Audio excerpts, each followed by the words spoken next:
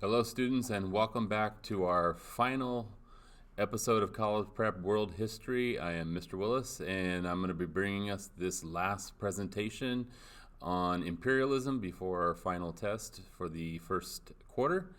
And it's going to be covering the effects that imperialism has on China towards the end of the Chinese dynasties, the latter half of the 19th century and into the early part of the 19th century, as well as covering the effects of imperialism, the expansion of imperialism on the Japanese. And there are two very distinct differences on the way that both these countries handle imperialism or the growing sense of imperialism across the globe. And so we're going to be talking about both of them. First, we're going to talk about China. And you guys can see here in the first slide what really is culminating with the relationship between China and the rest of the world and imperialism. There's a lot of conflict. A lot of conflict for the Chinese, not really wanted by the Chinese, but is brought upon them, basically forced upon them because of the decisions of some of the imperial powers globally. So let's dive into a little bit of the historical part of China, since we don't talk about them in great detail. We will talk about them in much more detail in the second semester when we get into Chinese communism and the influence of China presently here in 2020. So for the most part, the Chinese have been a very isolated country, despite its large size. Throughout the millennia that China has existed, there have been Chinese dynasties that have really been in power throughout Chinese history. And China has really resisted having contact with other parts of the world, mainly because the Chinese, feel like these other parts of the world don't really have much to offer, and B, China has had varying degrees of military success and decline, where they've really had to deal with internal issues more than anything else. And so they really haven't focused on expansion like maybe some of the other imperial powers have. And so most of the focus has been on trying to strengthen itself from within and the various dynasties that have existed.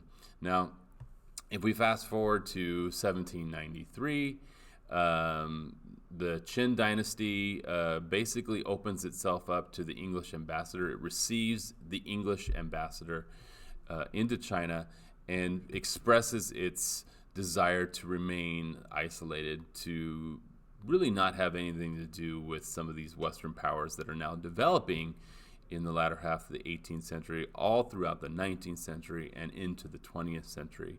However, that's not really the answer that the British want to hear, and we're going to see that the British are going to try to attempt to open up the Chinese to trade by offering them some different options here.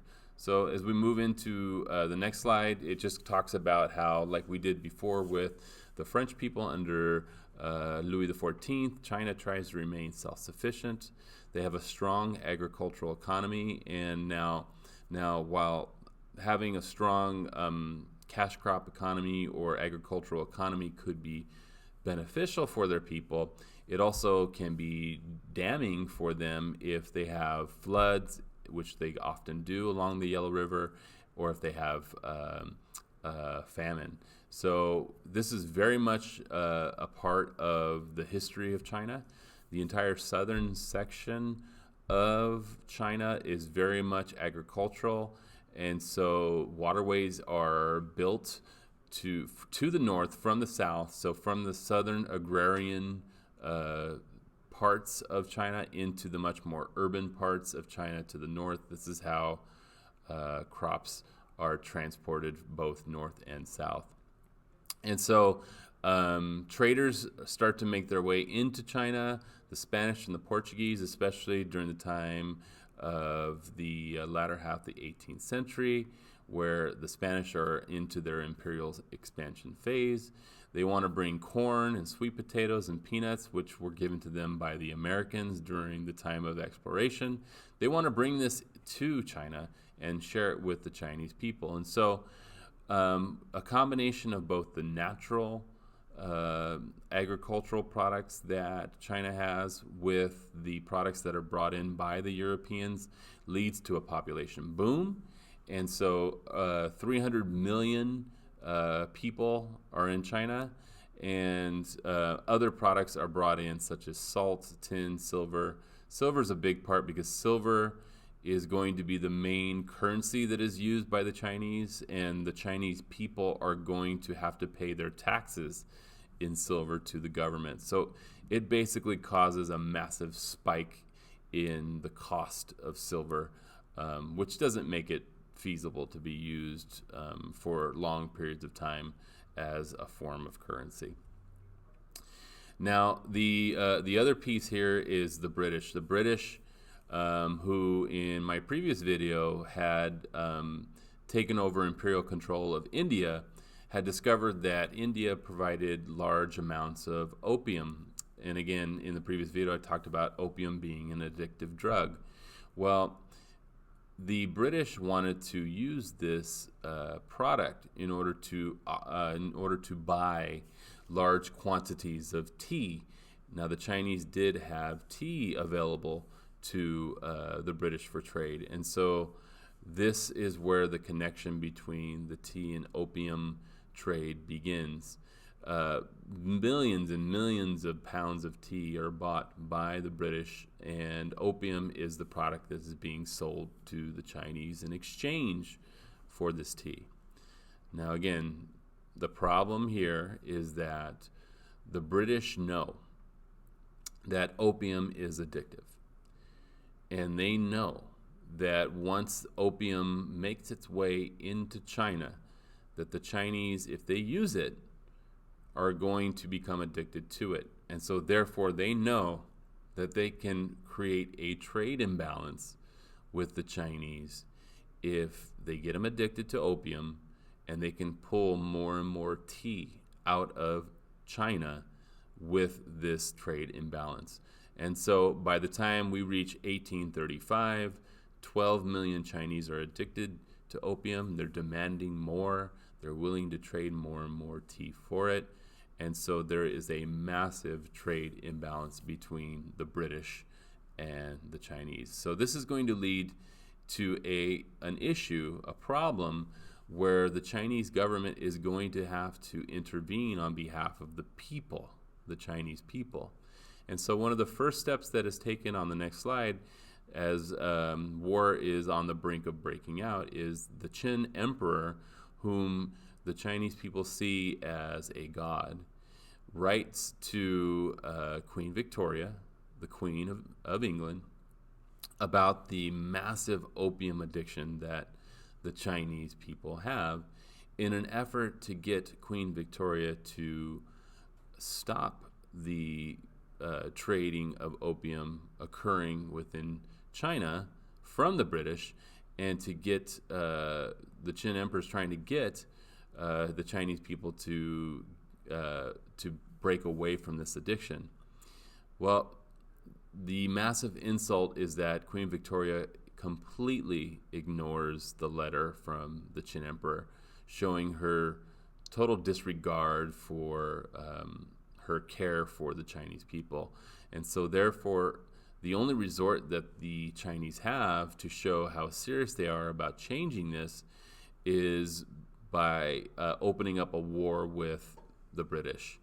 And you can probably imagine how this is going to go. The Chinese, in terms of technology, are way behind the British. They are not even close to being on equal terms. And again, we've seen this before when we talked about Africanized imperialism. If you bring a sailing ship to a naval battle against the British and their premier steam-powered vessels, this is not going to even be a contest. And the war, what we call the Opium War between, and there's multiple opium wars, multiple attempts to try to get the British to stop trading opium to the Chinese. These opium wars are mainly naval battles. Okay, there's not a lot going on hand-to-hand combat-wise. The British just completely, no pun intended, blow the Chinese out of the water. It's completely one-sided. And so because of that, you know that the British are going to kind of dig that knife a little bit deeper into the trading imbalance with the Chinese, because they know that the Chinese cannot combat the mighty power of the British fleets. And so at the Treaty of Nanjing, the Chinese are forced to give up even more than they want. They acknowledge that the opium and the opium trade is going to continue, and it's going to lead us into the next piece here on the next slide, which is that the British are going to receive the territory of Hong Kong. So if 30 years ago, if we received a product from China that was made in China, it usually would say made in Hong Kong, because it wasn't until 1999 that the British actually released control of Hong Kong back to the Chinese. So those products that you now see here in America that say made in China, Apple phones are made in China. There's just so many different products that are made in China. But if you look at something and it says made in China, it has a tag on it that says made in China, it probably came through Hong Kong, because this is their major port city. But at the ending of the Opium Wars, the British now take control of Hong Kong. And more importantly, the British get the Chinese to agree, forcefully of course, that they're going to give up what we call extraterritorial rights. So you have that right there, extraterritorial rights, which means that in these port cities, any foreign power, whether it be the United States, whether it be Britain, whether it be Portugal or Spain, they do not have to abide by Chinese law. They can abide by their own laws. And this is a major, major problem for the Chinese, because now you have foreign powers beginning to weave their way into Chinese law, and not abiding by those laws, they can now trade however they want with merchants in China. So all this does is it promotes more and more opium trade. It's going to make the Chinese people even more resentful of these foreign powers over time, and they're going to continue to try to get rid of these foreign powers within their borders. So that's also going to lead to more and more intervention from these foreign powers, because now that they have their foot in the door, they're not going to stop there. They're going to want to continue to take advantage of the Chinese. So the United States in particular takes a vested interest in the Chinese, and they declare what we call the open door policy, that China should be open to all merchants from all nations, so that way one individual country cannot take a monopoly or take over or conquer China because of its inferiority as in terms of military. So all these European powers are now gaining access to Chinese products and trading with the Chinese people. So I want you to think about, when I first started this lecture, where China was. They were isolated. They didn't want to have anything to do with any foreign powers. And now, fast forward, the Chinese have now opened their doors to everybody. Of course, they're forced to do so because they don't have a choice. They don't have the military might that maybe some of the other countries do.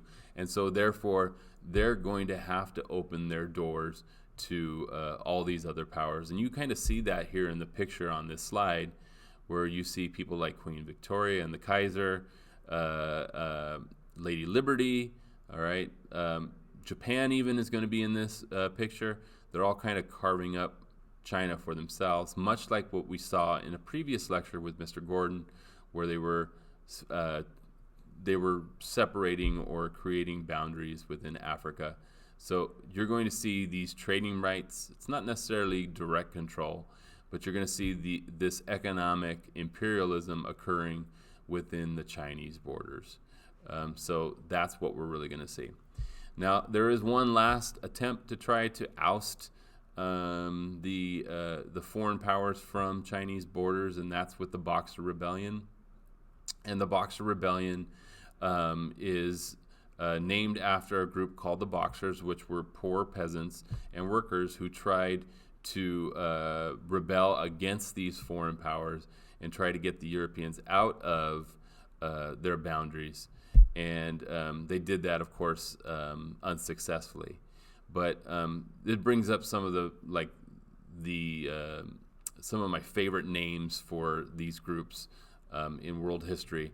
So you can see that the Boxers formed a secret organization called the Society of Harmonious Fists, right? This name that trying to exemplify that they're all working together, which is really cool. And then, of course, they are all named after lanterns, right? So if you were a single person, you were a red lantern. If you were married, you could be blue or black. Or if you were widowed, you were green, right? Or if, a widow woman would be a green lantern. So it really shows like all the different levels of society being involved in trying to get rid of the Boxers, getting rid of the Europeans by the Boxers from China during this imperialistic age. So I'm going to pause my presentation for just a moment. I'm going to go ahead and show you a quick video on the Boxer Rebellion, and then on the flip side of the video, I'll be returning to talk about Japanese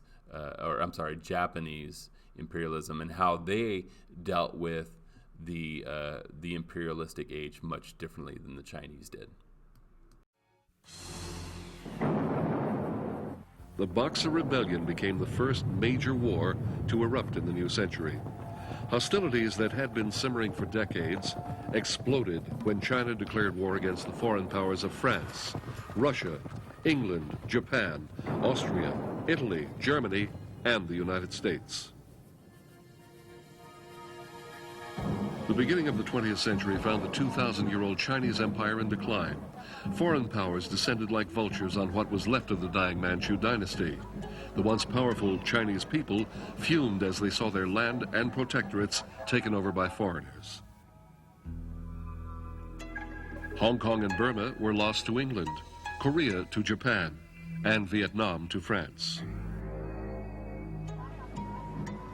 As the power structure within the Manchu court struggled to maintain its tenuous control within China, foreign encroachment intensified internal political conflicts.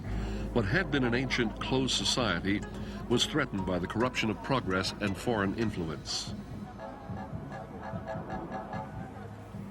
The Chinese became distrustful of foreigners and were greatly concerned by the influx of Christian missionaries who converted an increasing number of Chinese to an alien religion.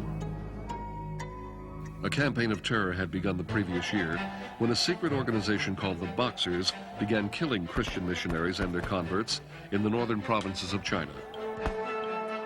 The Boxers were a clandestine social society that had been in existence since the early 1700s. The group preached a mixture of Buddhist, Confucian, and Taoist ideas and was rabidly opposed to any change in ancient culture. Members practiced a form of shadow boxing and believed that followers of the cult were invulnerable. In May of 1900, the Boxers killed 4 French and Belgian railway engineers. This was followed by the murder of the Japanese chancellor in Peking.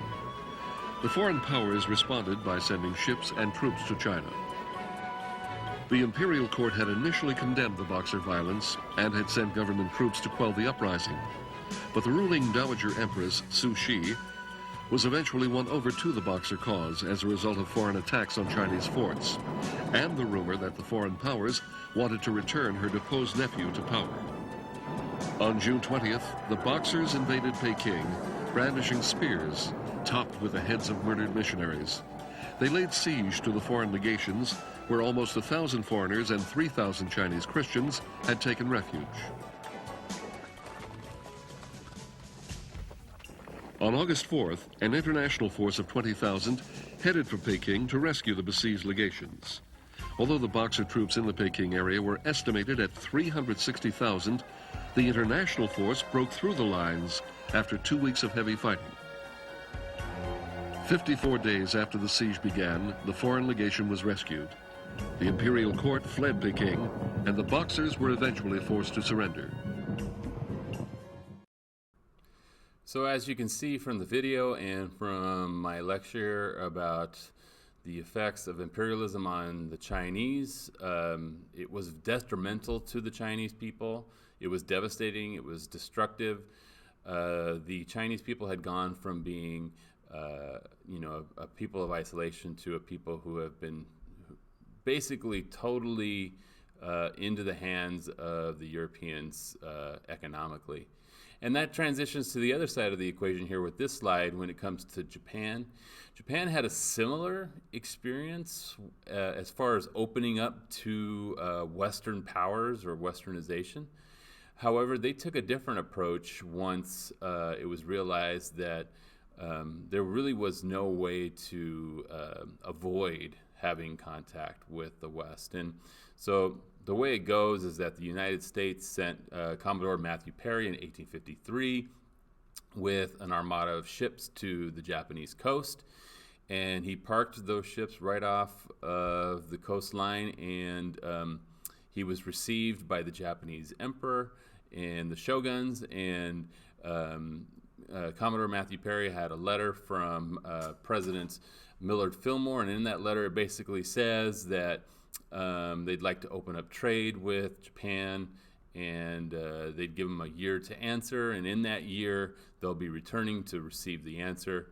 And the Japanese were in total awe of the technology that they saw when Matthew Perry came with the ships. They were these giant ships with smoke coming out of them, and they were referring to the steam and the steamship, but they were in total awe of the technology that was right before them, was presented to them, mainly because the Japanese were still in this era of the samurai and the shogun, where they had a deep cultural tradition, and so there really wasn't much that they were going to be able to do to stop the U.S. from having contact with them. So on our next slide, we kind of have the answer from the Japanese the following year. So a year later, the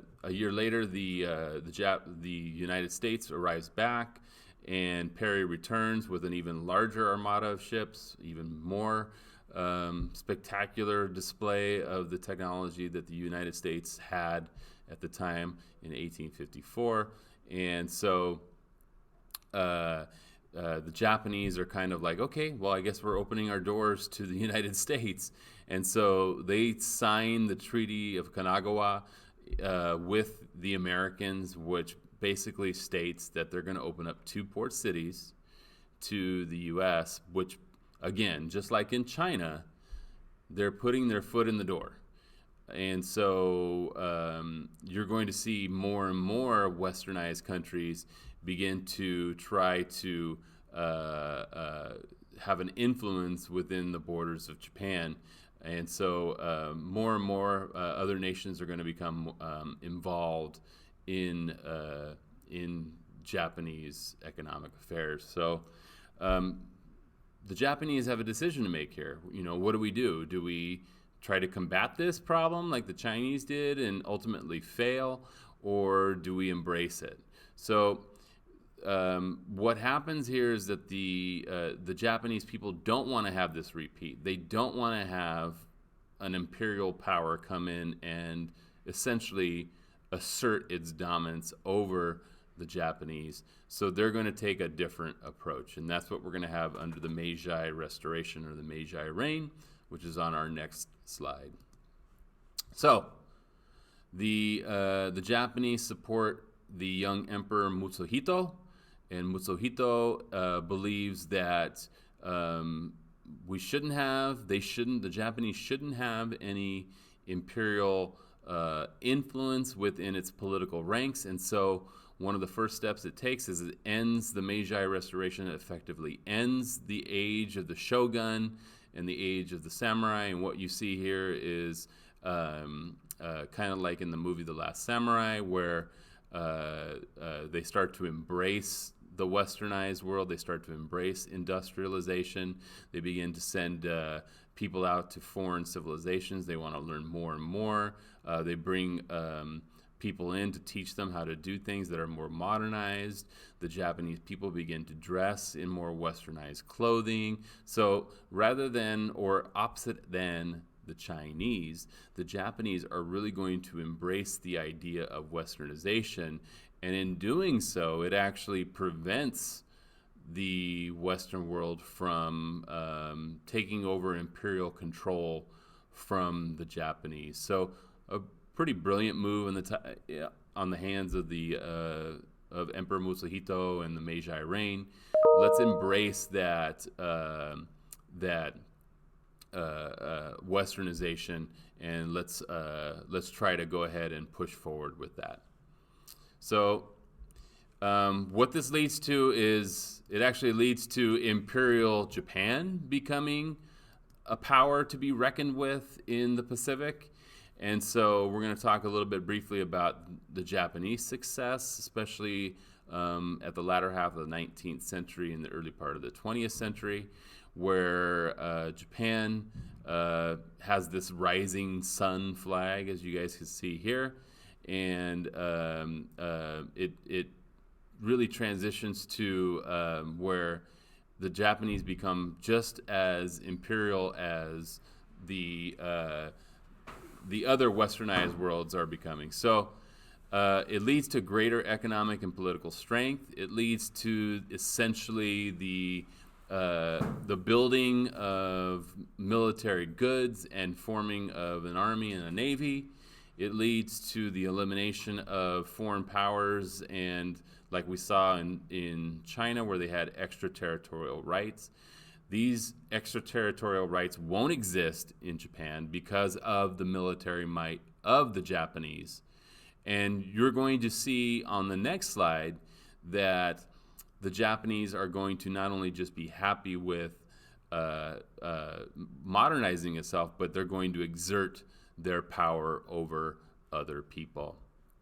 And so we kind of have a list here of the Japanese wars that occur in the beginning of the 20th century prior to World War I, as we begin to conclude our imperialistic study in this unit. So the Japanese are really successful, whether it's through the use of diversion or like, for example, in Korea, they exert their power over the Korean people by signing a treaty, a hands-off treaty, and then reneging on the treaty. So whether you believe that's immoral or not, that's how they start to assert their power over other less imperialistic countries.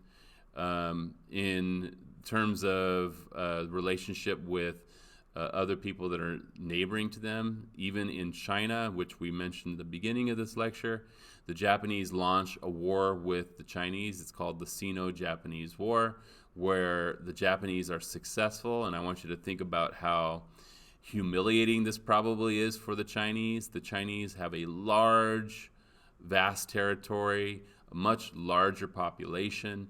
The Japanese are an island nation. If we were to trace the history of Japan back much, much further, you'd know that the Chinese and Japanese have a linked heritage. And to have the Japanese come back and to basically defeat the Chinese in the Sino-Japanese War is really humiliating for the Chinese people. And so to conclude the Sino-Japanese War, Japan gets Taiwan. They get control of the territory of Taiwan, and the Chinese people are not allowed to enter into Korea, which we know much later on, when Chinese communism takes over, this is going to change drastically. And then finally, for today, you have the Russo-Japanese War. Again, another neighboring Asian Pacific country. The Russians are going to enter into a war with the Japanese. The Russo-Japanese War does not end well for the Russians. The Japanese, much of a naval battle with the Russians and the Japanese. The